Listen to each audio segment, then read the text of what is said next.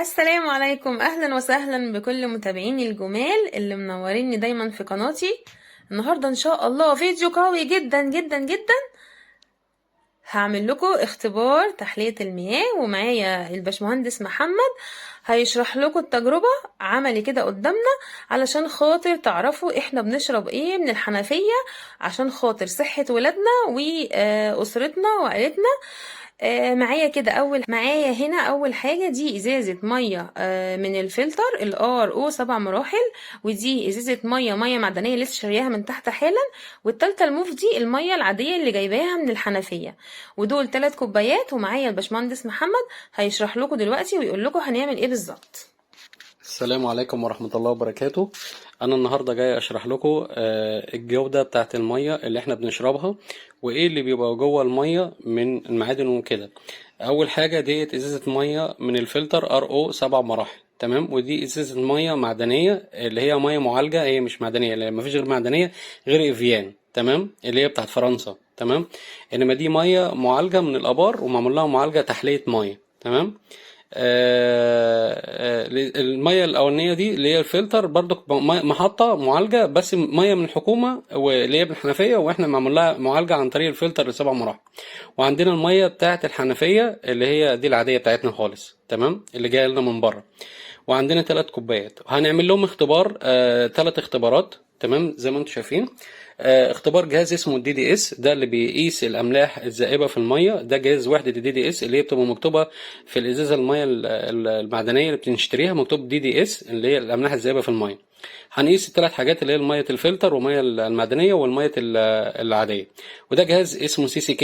الجهاز دوت عباره عن جهاز بنوصله بالكهرباء، وبيفصل المعده عن بعضها، تمام. وبيتوصل بقطبين، القطبين ده واحد من الالومنيا واحد من الحديد، لازم القطبين مختلفين. والجهاز الحاجه الثالثه اللي احنا هنختبر بيها ماده بتكشف الكلور اللي في الميه، تمام. هنختبر بيها برضك الميه اللي هي العاديه والفلتر والميه المعدنيه، تمام. يعني احنا هنعمل 3 اختبارات، تمام الكلور والاملاح والجهاز الاقطاب. تمام، مظبوط تمام. مظبوط. فدول اكتر 3 حاجات اللي هم يعني الاختبار بتبقى يعني كله بيعملوا عليها، تمام.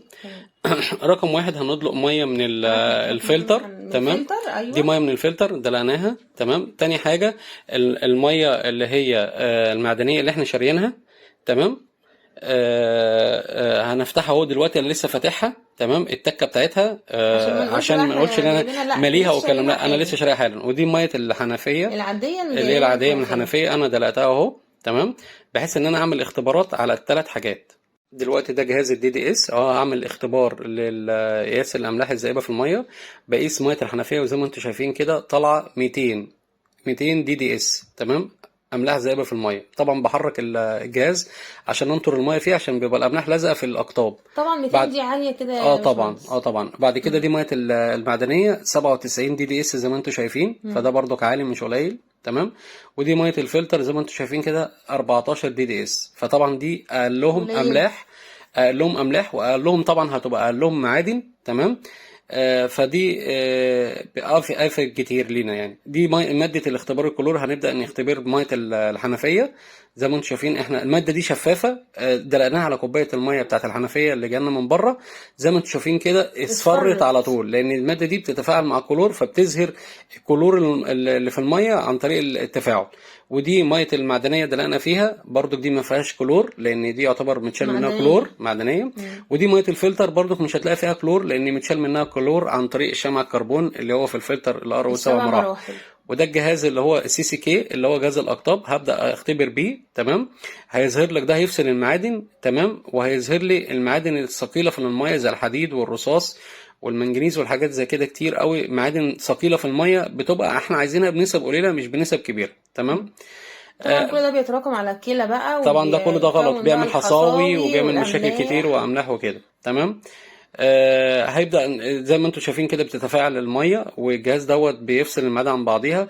الميه بتاعت اللي هي العاديه ديت اللي جايه من الحنفيه، لما بتتفاعل الكوبايه بتسخن، وبيبدأ المعادن دي بتظهر في الكوبايه زي ما انتم شايفين. دي الميه تمام. صدت اساسا. ما هو ده الحديد اللي بيظهر، الرصاص ده الحديد، ده احنا عاملين وفي نشرب الاخضر، فيه. وفي اللي هو الاخضر ده اللي هو الرصاص، وفي اللي هو يعني المعادن اللي هي الثقيله في الميه زي الرصاص والحديد والمغنيسيوم وحاجات زي كده دي بتظهر كلها في الميه. والكوبايه احنا برضه سخنت، بنبقى محتاجين كوبايه سخنت زي ما انت معادن، شايف، بس ما بنبقاش بالنسب بس بنسب الكبيرة دي. قليله. حتى الاملاح بنسب قليله، وانت بتعوضها، انت حضرتك بتعوضيها في معلش انا بقول بقى حضرتك عشان ايه يعني بتكلم رسمي يعني.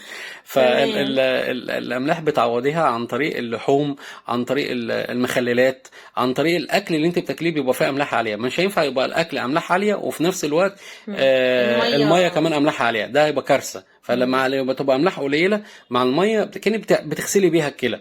دي الميه اللي هي المعدنيه زي ما انتم شايفين، اللي الجهاز شغلته فيه بيبدا يتفاعل. طبعا هيظهر المعادن بزياده كمان لان نسبه الاملاح فيها عاليه. فطالما نسبه الاملاح فيها عاليه يبقى المعادن عاليه. دي هما الاثنين مربوطين مع بعض، املاح عاليه يبقى معدن عاليه، املاح قليله يبقى معدن قليله. تمام. فطبعا طبعا عشان 96 فالاملاح هتبقى عاليه، المعادن هتبقى عاليه، فهتبقى شبه الميه اللي هي العاديه من الحنفيه، بس ايه يعني اقل شويه يعني. تمام.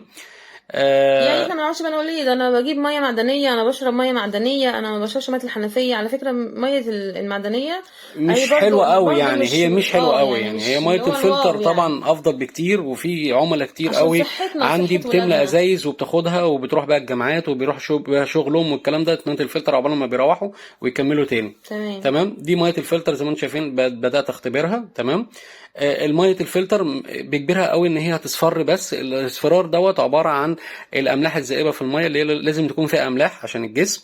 المعادن قليله جدا. تمام. مش معنى كده ان هي زيرو او معادن، لا، هي فيها معادن بس بنسب قليله. وفي نفس الوقت بيبقى في شمعه في الفلتر اسمها كالسايد، دي بتبقى فيها 4 معادن او 5 معادن بتعوض الميه المعادن اللي ناقصتها اثناء تعديتها على قطعه اسمها الممبرين اللي هي الار او. وزي ما انتم شايفين كده دي الميه اللي هي بتاعه الفلتر اللي هي صفرة بس يعني، واملاح فيها قليله وما فيهاش بقى معادن كتير. ودي الاملاح دي الميه المعدنيه. هتلاقي زي ما انتم شايفين المعادن فيها عاليه شويه برضك لان الاملاح فيها عاليه. تمام. وعندي الاخيره ديت اللي هي ميه الحكومه. يعني تمام. ميه الحنفيه صعبه قوي الاملاح فيها عاليه جدا والمعادن وكل حاجه يعني، مش عارف اوصف لكم اقول لكم ايه. دي بتجيب فشل كلوي وبتجيب بتجيب حصاوي ومشاكلها كتير قوي يعني. تمام. بس والدكاتره يعني انا مركب فلاتر للدكاتره كتير قوي باطنه وعارفين ان الفلتر الار او ده كويس جدا مش اي كلام، وبيشيل الفيروسات. كفايه ان هو بيشيل الفيروسات اللي في الميه اللي بتعمل مشاكل في المعده، زي اللي هو مشاكل في المعده من حاجات كده، امراض منتشره حاليا دلوقتي زي الدوده الحلزونيه وحاجات تانية زي التهاب المعده وكده يعني.